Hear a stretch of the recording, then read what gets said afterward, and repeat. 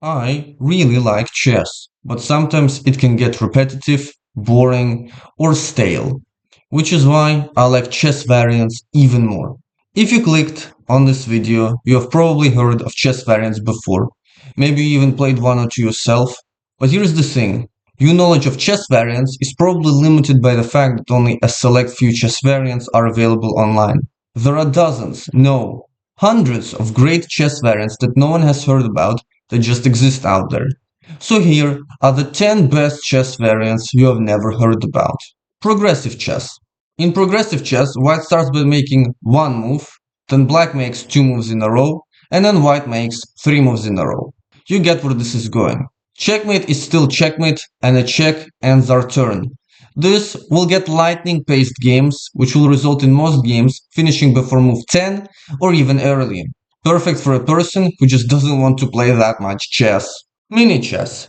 In Minichess, the board itself has shrunk down. This will result in overall less space on the board. So this variant will test your positional play, your ability to see and utilize weak squares, use open files, and activate your pieces. The close position of both armies will result in faster and more critical gameplay, where just one mistake could ruin your entire game.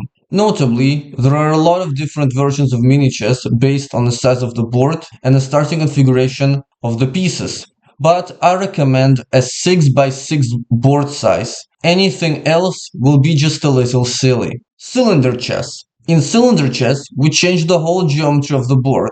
By connecting the left and right sides of the board, we form the cylinder on which we will play chess. The change of the shape of the board will result in a more open position, more active pieces, and brand new tactical patterns, which are really hard to stop.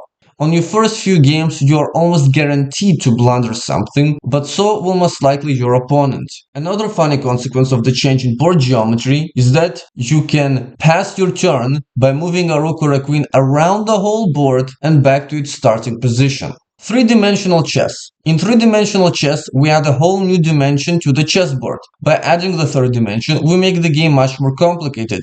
And I do mean much more complicated. The pieces, however they move in the particular version of three-dimensional chess you choose, will be guaranteed to not make any sense whatsoever, and it will take you at least a couple of hours just to understand this variant, but hey, where's the fun in simple things? Alice chess. Alice chess might be more complicated than three-dimensional chess, if that is even possible. This variant has two boards, and it starts with the first board being full and the second board being empty. After any move, which works like in standard chess, the piece is transported to the corresponding position on the opposite board. This simple change will result in drastic consequences on the gameplay, as mistakes and unexpected checkmates happen frequently and no one understands what is actually going on. But hey, where's the fun in simple things? Grid chess. In grid chess, the chessboard is divided into 16 squares by a grid. For a move to be legal, it must cross at least one grid line. This will result in weird situations where pieces cannot be moved or tactics can be avoided due to pieces being too close to each other. Hostage chess.